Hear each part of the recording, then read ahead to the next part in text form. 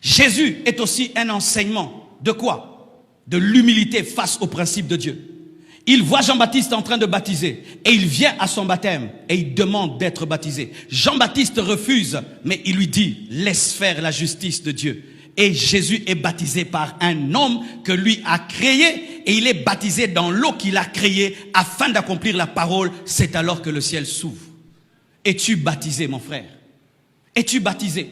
Dans les églises, on ne parle pas suffisamment des baptêmes. Mais quand vous lisez la parole de Dieu, ça fait partie des premiers fondements de la Bible et de la vie chrétienne, le baptême. Quand vous lisez la Bible, dans Actes, c'était foi, baptême, foi, baptême, foi de baptême. Une fois que quelqu'un se convertit, la première chose, c'était pas la cure d'âme, c'était pas la délivrance, c'était pas la bénédiction, c'était le baptême. Mais il y a des gens ici ce matin qui ne sont pas baptisés. Il est chrétien mais non baptisé. Comment peux-tu être chrétien? Tu n'es pas baptisé. Et ils disent quoi? Non, moi j'étais baptisé dans mon enfance, je n'ai pas besoin d'être baptisé. Frère, si tu étais baptisé quand tu étais un bébé, ce n'est pas un baptême. On t'a lavé sans savon. Alléluia. Et la Bible dit, le baptême est un engagement d'une bonne conscience envers Dieu. C'est-à-dire que pour être baptisé, tu dois avoir une bonne conscience. Est-ce qu'un enfant a un engagement à faire et une bonne conscience? Donc si tu baptises un bébé, tu as baptisé un ignorant. La preuve, tu ne sais même pas quand est-ce que tu étais baptisé. C'est le jour qu'on t'a montré les photos de ton baptême que tu t'es souvenu que tu étais baptisé. Comment tu peux t'engager à Dieu et tu oublies que tu t'es engagé à Dieu? Et si on t'a baptisé par aspersion, on a mis de l'eau sur toi? Non, ce n'est pas un baptême biblique. Le vrai baptême, c'est par immersion.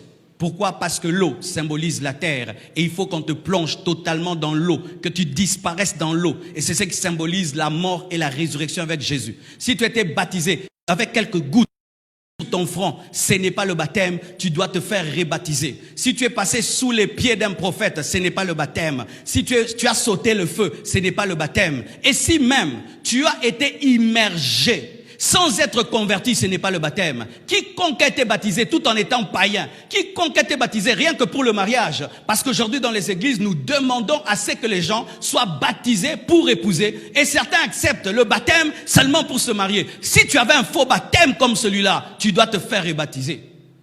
J'entends des gens qui disent non, une fois que tu es baptisé une fois, tu ne peux pas être baptisé deux fois. Archi faux. Les disciples de Jean-Baptiste ont été baptisés deux fois. Ils ont eu le baptême de Jean, le baptême de repentance, et puis ils ont eu le baptême au nom de Jésus-Christ. Donc tu peux être baptisé deux fois si ton premier baptême n'est pas vrai. Mais le baptême n'est pas important, ce sont des choses extérieures. Moi j'ai déjà cru en Jésus, je n'ai pas besoin d'être baptisé. D'ailleurs la Bible dit que le brigand à la droite de Jésus-Christ ne s'était pas fait baptiser. Oui, il ne s'est pas fait baptiser parce qu'il était à la croix, tu n'es pas à la croix.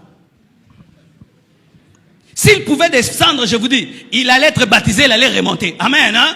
Mais toi, tu n'es pas une croix. Mais aujourd'hui, dommage, les gens après le baptême, plutôt la conversion, ne pensent pas au baptême, mais pensent au mariage, à la bénédiction, à l'onction, au parler en langue, alors que les disciples dans la nouvelle église pensaient d'abord au baptême, ensuite ils étaient baptisés de l'esprit.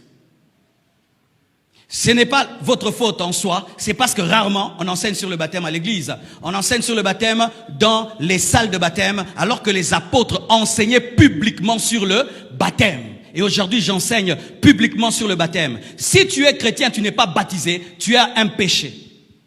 La rébellion, le manque d'obéissance. Oui, mes frères.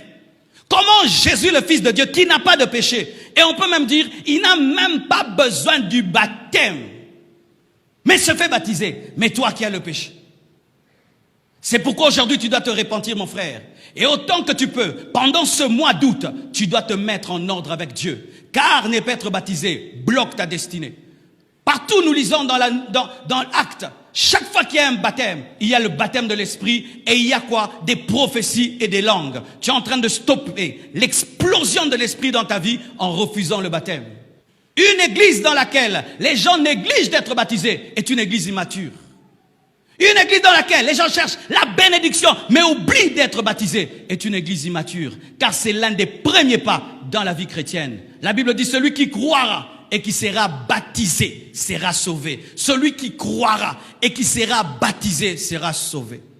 Quel que soit ton âge, mon frère, si tu te rends compte, malgré l'âge que tu avais un faux baptême, fais-toi baptiser. Oh, avec tous les enfants que j'ai, me faire baptiser à mon âge, fais-toi baptiser, car même les vieillards vont en enfer. C'est pourquoi ce matin, je fais un appel aux personnes qui ont toujours refusé d'être baptisées et qui veulent le faire aujourd'hui, de s'approcher. Je vous dis, mes frères, si on avait même le niveau où on pouvait ouvrir ici et puis ça devient une piscine, directement je vous baptise. Après que Philippe ait expliqué à l'eunuque éthiopien la parole, il a fait quoi? Il a baptisé. C'est ça la parole. Je demande à tous ceux qui ont décidé de se soumettre à la parole et de se faire baptiser, approchez-vous, mes frères et sœurs.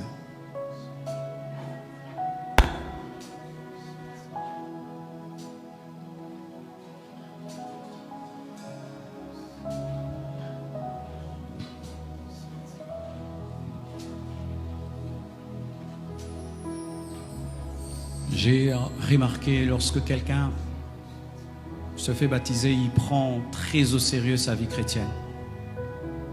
Est-ce que quelqu'un peut devenir ministre sans prêter serment? Est-ce que quelqu'un peut devenir président sans prêter serment? Le baptême, c'est ça, c'est une prestation de serment. Vous voyez comment on attend la prestation de serment d'un président?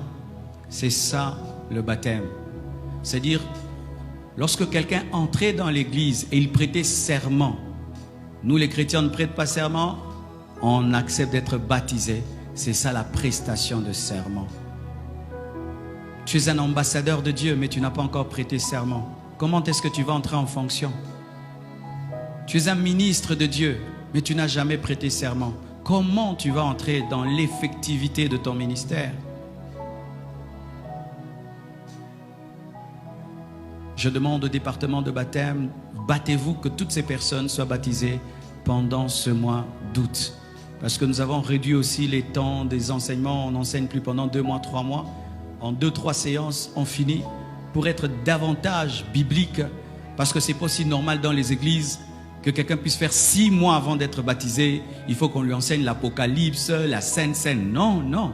Dans l'église primitive d'ailleurs, on n'enseignait même pas sur le baptême après que quelqu'un crut. Tu crois, on te baptise. Amen. Hein? Et nous voulons davantage arriver à ce niveau-là. Et Dieu va nous aider. Nous aurons vraiment une belle et grande piscine prête en permanence. Amen. Hein? Avec des vêtements de réchange où quelqu'un croit comme ça. Il tourne là-bas. Tu es baptisé, tu rentres. Amen. Hein? On n'a pas besoin de faire des fêtes de baptême. La fête, c'est au ciel. Et on n'a pas des noms de baptême. Tu gardes ton nom. Amen. Hein? Prions le Seigneur. Seigneur Dieu de gloire, merci pour ces hommes et ces femmes. Et merci de m'avoir inspiré de parler de ces choses. Seigneur Dieu de gloire, aujourd'hui maintenant je comprends pourquoi il fallait que je dise ces choses, Seigneur. Car des fois nous oublions l'essentiel à l'église. Les gens chantent, dansent, mais continuent à être dans la désobéissance et meurent et vont en enfer parce qu'ils n'ont pas accompli toute ta parole. Merci d'avoir réveillé nos esprits ce matin, Père. Oh, vraiment que toute la gloire te revienne. Je demande pour ces frères et sœurs qui ont décidé aujourd'hui, Seigneur, d'être baptisés, que leur engagement soit véritable et profond, Seigneur. Qu'ils comprennent qu'ils ne devront pas rentrer en arrière, qu'il n'y a pas d'aller-retour. C'est aller simple. Une fois qu'ils ont mis la main à la charrue, ils ne doivent pas regarder en arrière. Je prie que tu leur révèles Christ. Révèle Christ à leurs esprits afin qu'ils aillent jusqu'au bout.